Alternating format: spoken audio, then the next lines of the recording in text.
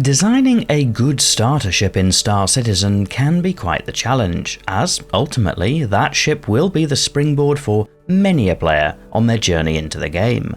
With the Intrepid, Crusader Industries gives the task a go, leaning on a jaunty asymmetric loadout with a bigger than usual weapon and a comfortable living space as the ways to differentiate itself. But how does the Intrepid perform in-game? I'm Forrester, and this video will review the currently flyable Crusader Industries Intrepid, which is described on the Star Citizen website as a starter ship. If you've seen other ship reviews on this channel, then you'll be right at home with this video, which follows the same format. It's split into 5 sections, starting with a ship tour, assessing combat performance, reviewing handling and visibility, looking at the operating costs before finally summarizing.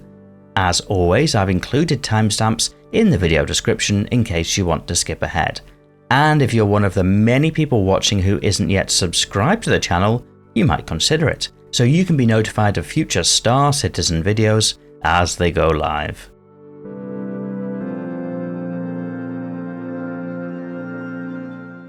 And we'll start the tour of the Intrepid from the left or port side, moving towards the rear. At the back are 2 buttons on either side which each are marked Cargo Bay.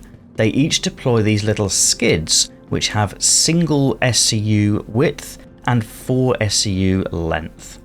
They're identical on either side. It is possible to climb aboard these skids if there isn't any cargo on board and use them to get aboard the ship, but we'll show you that when we get to the rear. Also on the left or port side is a fuel port. A small button deploys it. It doesn't do anything yet in game, but it's a nice little detail. And then at the front section on the left and port side is the ramp access. Pressing a button opens the airlock door, deploys a small set of stairs/ramp down, and lets you climb up into the body of the ship. No loading animations for this one. There's a button on the opposite side which closes the 2 airlock doors as well. On the right or starboard side is a room for habitation.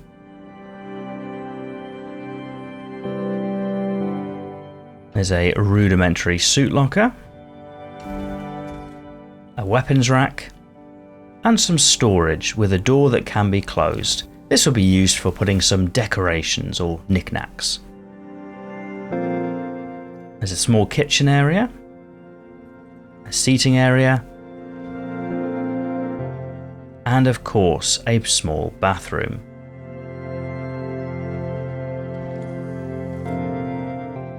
There's also a bed, but we'll get to that in more detail shortly. Moving to the rear of the Intrepid is the engineering section. On either side are these small doors and windows which can be used to view the cargo. And these are the little cargo skids that we were discussing earlier. There's a button which allows you to close and open that door. And at the rear there's a button that opens a component wall. There's also, somewhat uniquely, an engineering terminal. Coming soon, it says. As with the mirrored cargo skids on either side, you can also use this button to deploy and retract the cargo skid. There is also a latch on the inside of this bay that allows you to open and close the cargo bay.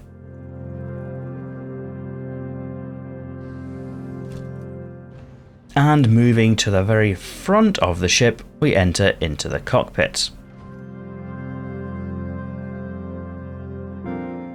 On the port side, there's a component access bin, along with a relay station with 2 fuses in it.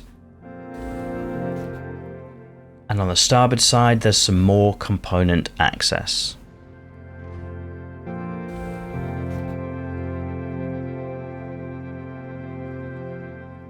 Right at the front of the ship is the chair which leads you into the cockpit itself.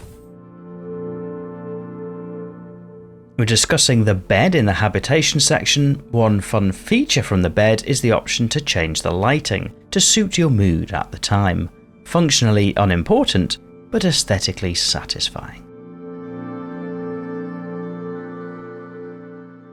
The party trick of the Intrepid is the sole size 4 armament, a Rhino repeater by default on a custom mount. That's significantly larger than the weapon set on most other starter ships, although that's somewhat mitigated by the fact that there's just a single weapon. The Intrepid is further armed with 2 size 1 missiles that don't do much against larger targets, but hint at the true combat performance of this ship. And that's to do its best to fight tiny little lightly armed ships. Whilst the relatively large size 4 weapon might make it tempting to engage larger opponents, the single size 1 shield generator makes the Intrepid a glass cannon, very quickly taking damage and not able to stay in the fight for long, especially against dedicated combat ships. But when instead facing the smallest of targets, such as those found in the VLRT contracts, the weapon is able to keep pace much better. From the cockpit right at the front of the ship, visibility in the Intrepid is mostly okay, with the windscreen giving good sightlines to the front, sides and above. The dashboard at the front does raise quite high, which can obstruct the view below a little bit, which is especially noticeable when flying low to the ground. The SCM speed limiter aboard defaults to 227 meters per second, which for a starter ship is about right. It's not the quickest, nor is it the slowest, but critically at those speeds the Intrepid also handles fairly well. A little boost here and there keeps the ship facing where it's flying. Kicking up to nav mode increases the top speed to 1225 meters per second, which is also middle of the range for a starter ship, but more than fast enough to outrun some scary threats. Most importantly for the Intrepid, the flight characteristics are predictable, which for a starter ship is very important. Ultimately, this is the sort of vessel that new players may be entering the game with for the first time, and the fairly forgiving flight model is therefore a key feature. As of patch 3.24, the quantum range of the Intrepid is fairly good for a starter ship, able to cross between the major planets in Stanton, often a couple of times before needing to refuel. It's worth noting that range may change in the near future. As a starter ship, and as you might expect, the Intrepid is generally cheap to run, with rearming, refueling and repairing usually below 1,000, perhaps into the low thousands of Alpha UEC. In terms of making that cash back, the Intrepid can cover those costs by completing contracts in-game. Low-end combat contracts are feasible, with the size 4 weapon well placed to punch some holes in smaller ships. The cargo bay can also be used for some low-end, extra small hauling contracts.